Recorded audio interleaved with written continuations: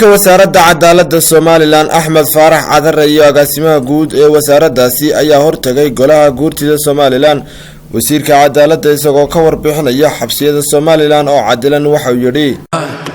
bismillaahir rahmaanir rahiim alxamdulilaahi wa shukrullaahi wa salaatu wa salaamu ala rasuulillaah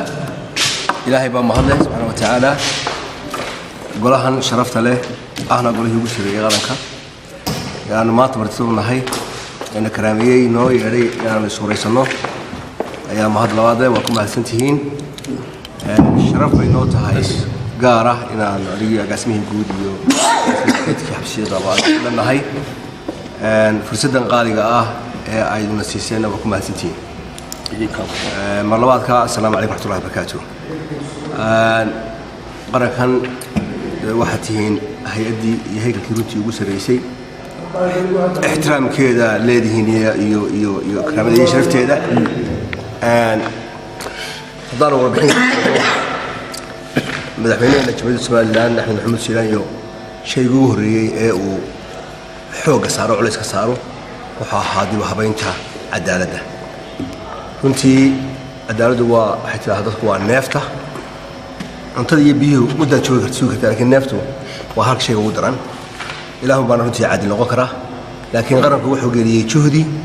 idinkoo ka kooban golihii ugu sareeyay baarlamaankii xukuumaddii waxa culays la saaray in halka ugu horeysay ee qarankan u baahan wax laga qabtaa ay tahay cadaaladda si gaar ah loo sameeyay oo iyagu inala kaashanayaan mujtamaceennii hay'adaha caalamiga ah iyo xukuumaddaba waxaynu sameynay barnaamijkan la yiraahdo dib u habeynta cadaaladda oo 5 sano qorshe iyo yool iyo taarget loo sameeyay alxamdulillaah rabbil caalamiin dabadda waxa soo raacaya marka hadii qofku dambiilo noqdo way wax ku cadaadaan wax loo gudbinayaa xabsiga iyo jeelkii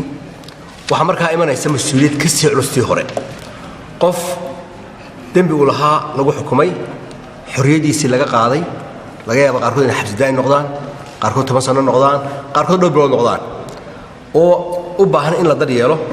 dambigunba laga jaraya laakiin wuxuu u baahan yahay helo xorriyadiisii إنسانيمو إلهي وكرامي إنه دليل كيسي عفمات وحبرشو عنتو يد حريدي سكاتام كيد وكل حالة شركي والله سعتانو والله أنا مكا أروح لبالي نفرناه ده مربو سمر إنه روكا عيدة فريسين سويد مكا كيشي كنيسين مربو داسق صو فريستي والقران كرتا مركا باهدا قارن مدة سعتي إن أي واحد بكافيين لكن مو أيمن ولا بدي دليل لكن الحمد لله رب العالمين ما أنت هدي أتكتان قبل كم استو قبل لنا كم ده شيلشي ويهر قلين kuwii ugu dhibta badnaa ee gaboobay ee ay xilligii gumaysiga tageen oo dayacnaana iminkadan maanta gacanta lagu hayo haday noqoto gobolka awdal jeelkii suba gacanta lagu hayaa farta lagu hayaa markay noqoto xaq dhismayaasha inaga ma caawiyaan hay'adaha caalamiga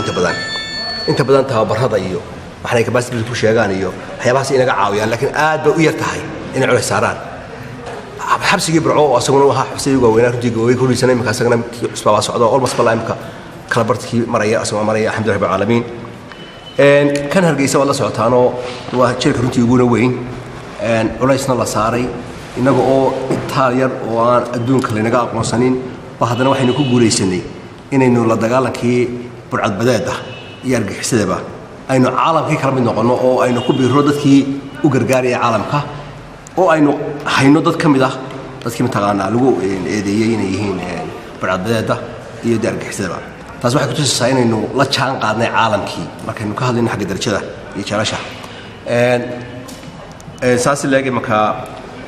waxa laga dhisay Aynabo garadag ilafin samay iyo ilafweyn Aragabo mana salaxba ma ku dambeeyay barnaamijka qodiiso ka socda jaalasha ka socdaan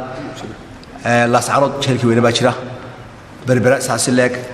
qaarna dayac tirkiba imka ku socda qaarna qaar cusub baa insha Allah taala ku wadna halgeysana waxa uu qorsheysan hadii la yiraahdo oo imka loogu daraya bismillaahil kariim in xaruntii ugu weyneed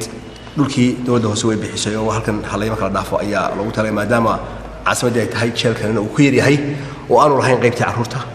oo aanu lahayn qaybtii dumarka meelihii tababarka ilaa ciidankii hadii uu joogo waa inuu ciidanku helaa وتقنات تبارك يحب العيد كهدان وسبحان كعو ماله جمع سجيسي يتبارك يسي كقال عفات كيس بدأ محبوس العالية ayuu dan noqonayaa asoo ku dhintoo daciifaya marka jeel aad u weyn oo insha Allah tacaala aan ugu talagalnay ilaa 12 block loogu dhiso ayaa sababna qorshaha noogu jira horta guud ahaan halkaas ay marayaan waa Cabdiraxmaan Jaamacaye telefishinka madaxa banaan ee Raya TV magaalada Boorama.